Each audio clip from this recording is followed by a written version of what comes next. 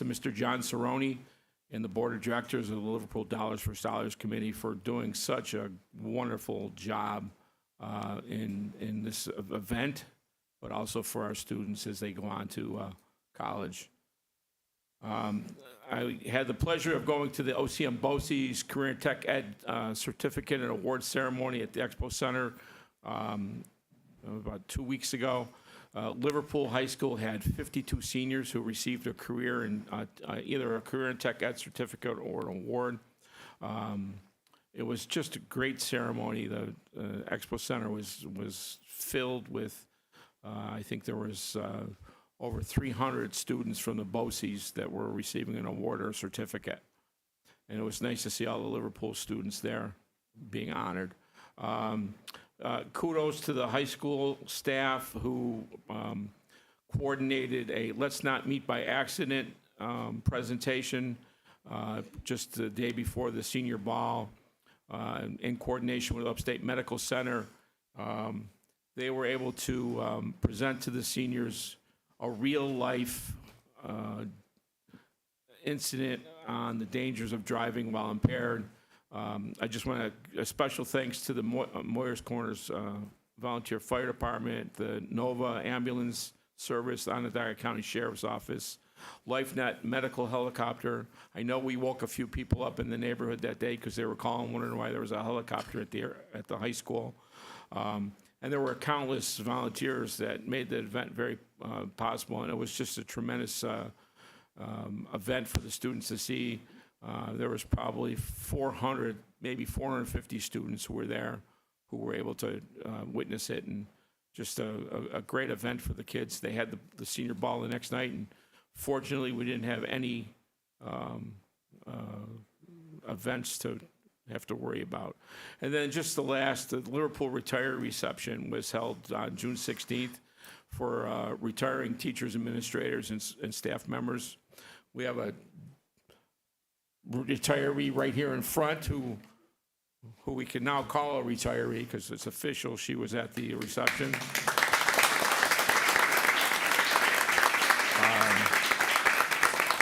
42 retirees received a warm and cozy Legend logo embroidered blanket. We didn't think a watch or a clock or one of those traditional retirement gifts was sufficient, so we got a nice warm blanket. So that's my report. It was been busy. We have graduation on Thursday, and the Expo Center, the air conditioning's not working, so make sure you come in your flip-flops and shorts. We're hoping it's going to work. Right now it's not working, but we're hoping it's going to work by Thursday. Oh, wow. Okay. I'm not going to be available on Thursday.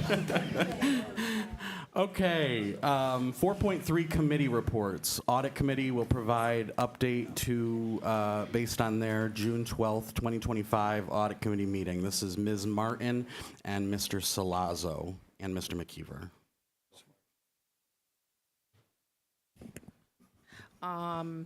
It was pretty uneventful, but we reviewed the internal audit. There was nothing, no significant errors, anything came out of that, issues. And the audit committee recommended its approval, and we're going to be reviewing that later in the meeting. And then the external audit sort of outline was also reviewed. There was mention that there's been quite a bit of staff turnover, so that may impact when we get all the findings and everything from that. So there may be a slight delay. And then Ms. Woody reviewed the fund balance analysis, which also is going to be reviewed later. And that's about it. There was also like a discussion of how the policy committee is discussing BOCES recommendation for like AI policies around using AI, and the audit committee was interested in how that's being discussed and making sure that is something that's being discussed by the policy committee, like creating a policy on how the school district uses AI. No, that's good to know.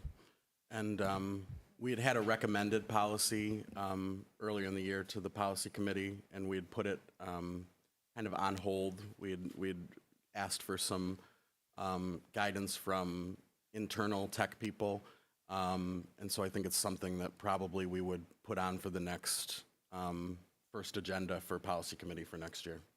So, Mr. Salazzo, anything to add?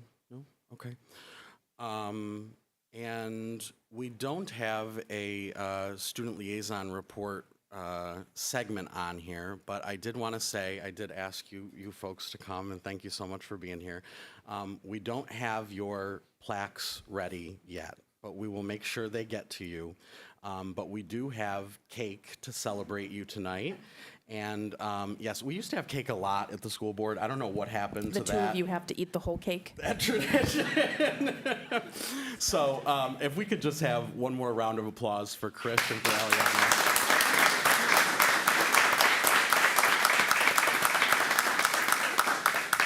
Is there anything you would like to update us on?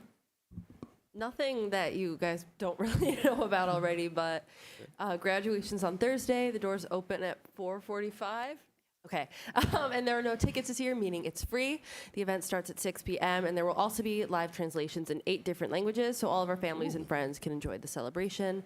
The ceremony and live translations will be available on the district's website and YouTube channel, and then I just had a little, thing that's not a report, but I wanted to take a quick moment to say thank you for all that you have done for me, not only this year while I was on the board, but for that all the board has done for me in my time at Liverpool. We had our elementary and middle school walkthroughs today, and it really reminded me of how our Board of Ed really cares about creating these core memories starting at such a young age.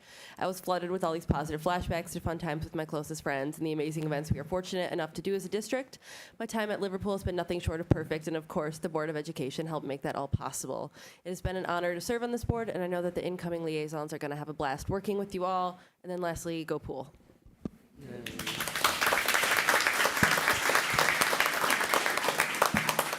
And then I also just wrote a little bit thank you.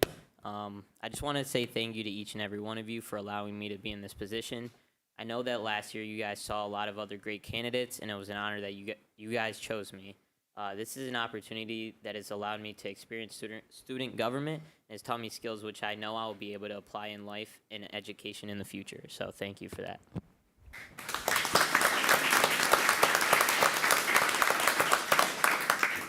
Thank you so much. It's been wonderful having you. And maybe someone from the side tables could help cut some cake for the oh, thank you, Mrs. Ziegler. And we will go on Actually, to... can I just ask a question?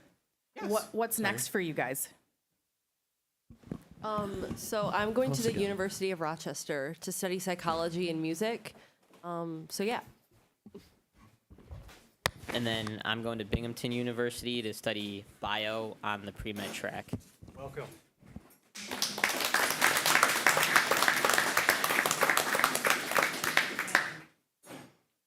The music cognition course, I hope you get a chance to take. It's one of the best courses I ever took in my life. Dr. Betsy Marvin, I don't know if she's still there, but... It's like one of the biggest selling points for me is that course. I'm really excited to take it. Just absolutely wonderful. So you're gonna enjoy it so much. So anyone else? Questions? No? Okay. All right, department update 4.4, grades 6 through 8 instructional programs update led by Jason Armstrong, Executive Director of Pre-K through 8, and the 6 through 8 principal team.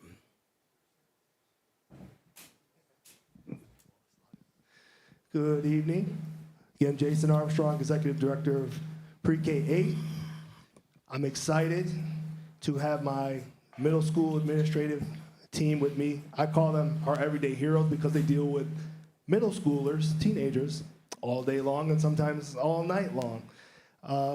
We're going to talk a little bit about our year, some of the grows and glows that we've experienced. Is this mic working okay? It sounds like fun. Okay, good, thanks.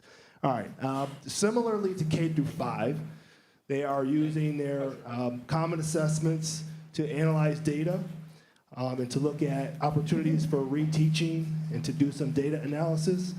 This year, we had the opportunity to have professional learning team meeting times on those half days, which was a great opportunity for the staff to, again, look at that data, talk about best practices, share their ideas with each other, push their growing edge, and just spend time discussing the things that they do in their content areas to try to better meet the needs of the students. And I'll tell you, the staff, they really do a nice job of reflecting on what they're seeing in their classrooms, talking to their colleagues about what they're seeing, and then trying to put things into place to help the students make as much progress as they possibly can. And it's not just about instruction, but there are social emotional components, there are behavioral components, there's components of working with the families. And so those days and times of being able to work together and collaborate were really important. Something that we'd like to see grow in that opportunity is staff attendance on those days, which was something that we mentioned earlier in the year. On some of those days, the staff attendance is a little low, and some of the content areas, they don't have enough representation to really get the work done that they would like to get done. We're looking forward to the opportunity of having the department chairs to be able to help lead some of this work and be a liaison between the district initiatives of the strategic plan and the work that's being done in the buildings and in the classrooms. One of the things that you will notice if you had a chance to look at one of the agendas for that day is that there's an opportunity for every staff member on those days. Everyone from the classroom teachers, teaching assistants, counselors, social workers, and secretaries. Like if you could name a person who was a part of the building, there was an opportunity for them to get together and collaborate with their teammates. We did have a picture over there, but it's not the greatest picture, but we do have proof. They can attest that the people were there and these things did happen. A couple of highlights in terms of data, if you look up on the left-hand side, and this is the average for grades 6 through 8 in math from the beginning of the year with the percentage of students who were considered to be on grade level. We started at 26%, and we were able to move that needle all the way up to 41% by the end of the year. So that's a big increase for this school year. And the same thing for literacy on the right-hand side. You've got 71% up to 82%, and again, that's for 6 through 8 as an average. So when they present on their slides, you'll see the pockets that some were higher, some may have been a little bit lower. But what we're seeing is that the staff are able to meet the kids where they are and provide them with instruction and supports to help them make progress. And them, along with the collaboration with the curriculum department, are analyzing that data and trying to do the best they can to move that needle for those students. So we're looking forward to opportunities for next year, but we appreciate the opportunities that we had this year, and we're, again, looking forward to the possibility of having those department chairs join us in that work.